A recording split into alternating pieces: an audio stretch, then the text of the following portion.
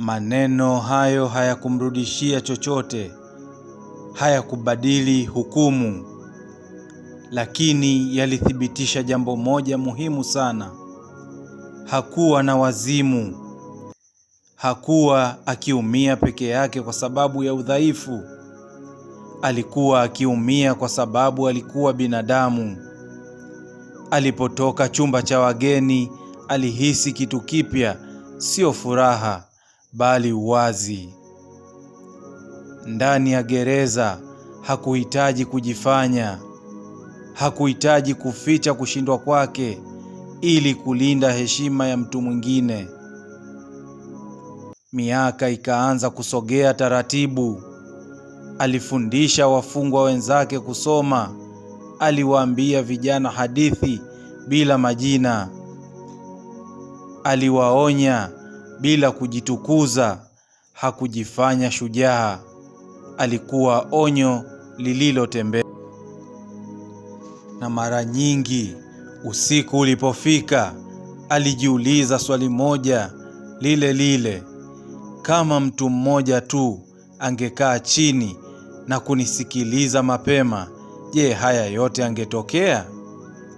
Hakujua jibu, lakini alijua jambo moja kwa uhakika: kuna maumivu ambayo hayapigi kelele mpaka yanapolipuka. Barua isiyotumwa.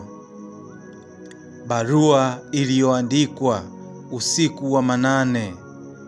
Haikuwa na tarehe, haikuwa na anwani. Ilikuwa barua ambayo haikutarajiwa kufika popote, ila ilihitaji kuandikwa ili asife ndani kabla ya kufa nje. Aliandika kwa mwandiko wa mtu aliyekuwa amechoka kupambana. Ninapoandika haya, sijitafutii huruma. Najua nilichofanya hakiwezi kusamehewa na sheria, wala hakiwezi kufutwa na machozi. Lakini kuna mambo yanahitaji kusemwa kabla hayajazikwa pamoja nami. Aliweka kalamu chini kwa sekunde chache, akavuta pumzi ndefu. Nilimuua mke wangu, lakini kabla ya hapo nilijiua mwenyewe kidogo kidogo kwa miaka mingi. Aliandika kuhusu ndoa ilivyoanza kwa matumaini, upendo uliokuwa halisi, ndoto za familia, ahadi za kustahimiliana. Aliandika pia kuhusu siku chache nzuri, zile chache lakini za kweli, ambapo mwanamke huyo alikuwa mpole, mcheshi na mwenye mapenzi. Hakumfanya mnyama, hakumfanya shetani, alimfanya binadamu mwenye pande mbili. Kuna nyakati nilimpenda kwa dhati, kuna nyakati niliona anaumiza bila kujua, na kuna nyakati nilijua anaumiza lakini hakutaka kusikiliza. Aliandika kuhusu dharau ya ukimya, maneno makali yaliyovunja heshima yake taratibu. Kulinganishwa na wanaume wengine, kudharauliwa kwa kukosa pesa wakati bado alikuwa akipambana, kunyimwa sauti ya ndani ya nyumba yake mwenyewe. Niliposema nimechoka, niliambiwa niongeze juhudi. Niliposema naumia, niliambiwa wanaume hawalii. Niliposema nataka tuishi kwa amani, niliambiwa sina cha kutoa. Aliandika kuhusu usaliti aliyouona kwa macho yake, ushahidi aliyoubeba mikononi, lakini pia aliandika kuhusu namna alivyopokelewa kwa kukanushwa, kulaaniwa na kubadilishwa kuwa kosa lake. Niliposema nimesalitiwa, nilionekana mwenye wivu. Niliposema nina hofu, nilionekana dhaifu. Niliposema nahitaji msaada, nilionekana kutafuta huruma. Aliandika kuhusu viongozi waliomsikiliza kwa haraka, familia zilizomwambia avumilie, marafiki waliomsikia nusu. Hakuna aliyekaa kuuliza swali la pili. Kila mtu alitaka ndoa iokoke. Hakuna aliyekuwa tayari kuniokoa mimi. Kulikuwa na sehemu ilimuumiza zaidi kuiandika, ile ya mwanamke wa nje. Hakuandika kwa aibu, aliandika kwa ukweli. Kulikuwa na mwanamke mwingine. Hakuniiba, hakunitaka, hakuniahidi ndoa. Alinisikiliza. Aliandika jinsi alivyosimama naye bila ya kumvuta mbali na familia. Jinsi alivyomrudisha kwenye sala, kwenye matumaini, kwenye ndoto za kuendelea kuishi. Nilijifunza kwamba mwanaume hahitaji ngono ili apone. Anahitaji kusikilizwa. Aliandika kuhusu vitisho vya kujiua kutoka kwa mke wake, jinsi alivyoogopa, jinsi alivyosamehe, jinsi kila msamaha ulivyomrudisha hatua 10 nyuma. Nilisamehe kwa hofu, sio kwa amani. Kisha aliandika kuhusu siku ile. Hakutumia maneno mengi kujitetea. Siku ile sikumuona kama mke wangu, nilimuona kama mwisho wa sauti yangu. Aliandika kuhusu jaribio la kujiua maporini, kamba, mti, kutoaga dunia. Nilitaka kufa, lakini Mungu alinilazimisha kuishi na kubeba uzito wa yote. Kalamu ilitetemeka alipoandika mstari wa mwisho. Leo niko gerezani.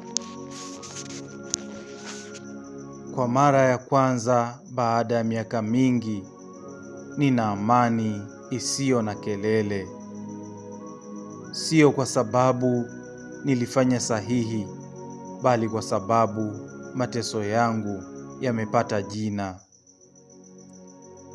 Alihitimisha barua kwa ujumbe, sio kwa kuomba msamaha, bali kwa onyo. Kama unasoma haya, usingojee damu ikamwagika ili umsikilize mtu. Usingojee kifo kuthibitisha kwamba maumivu yalikuwepo. Na tafadhali usiache mtu apigane peke yake ndani ya ndoa kwa jina la uvumilivu. Aliikunja barua ile akaificha kwenye faili lake. Hakujua kama ingewahi kusomwa, lakini alijua kitu kimoja. Na sasa karibu katika kurasa za mwisho ili tuweze kutamatisha simulizi yetu ya Nimemuua Mke Wangu. Kuna sauti ya mashine polepole, mashine ya kigeni, kama mapigo ya moyo yasiyo yake. Macho yanajaribu kufunguka, lakini mwanga ni mkali. Pua inajaa harufu ya damu. Mwili ni mzito kama umefungwa kwenye usingizi mzito usio wa kawaida. Mdomo wake unatetemeka. Maneno yanamtoka bila kufikiri, bila kuulizwa, bila kujua yuko wapi. Nimemuua mke wangu. Chumba kinatulia. Muuguzi anageuka haraka. Daktari anasogea, anajaribu kukumbuka. Polisi, damu, lakini anachokiona ni dari jeupe, mashine na bendera ndogo ukutani. South Africa. Na kumbe yupo hospitali, sio gerezani. Daktari anaeleza kwa sauti ya kitaalamu lakini yenye tahadhari. Upasuaji wa kansa umefanikiwa. Lakini tatizo halikuwa kansa peke yake. Kulikuwa na sonona kali isiyotambuliwa. Matumizi holela ya dawa za usingizi, maumivu ya kichwa ya muda mrefu, uchovu wa akili uliokusanywa kwa miaka. Ndoto aliyoota haikuwa bahati mbaya, ilikuwa akili ikijitetea. Ilikuwa sauti iliyolazimisha kwa muda mrefu, ikijitokeza kwa nguvu. Hakumuua mtu yeyote, lakini karibu ajiue mwenyewe bila kujua. Ndoto kama onyo. Anapoachwa peke yake, anafikiria ndoto ile. Kila kitu kilikuwa na mantiki. Kila maumivu yalikuwa halisi. Kila ukimya ulikuwa wa kweli. Aligundua jambo la kutisha zaidi. Kama asingelazwa, kama asingepata matibabu, kama asingesinzia usingizi ule mzito, ndoto ile ingeweza kuwa uhalisia. Analia, sio kwa hofu, bali kwa ufahamu uliochelewa.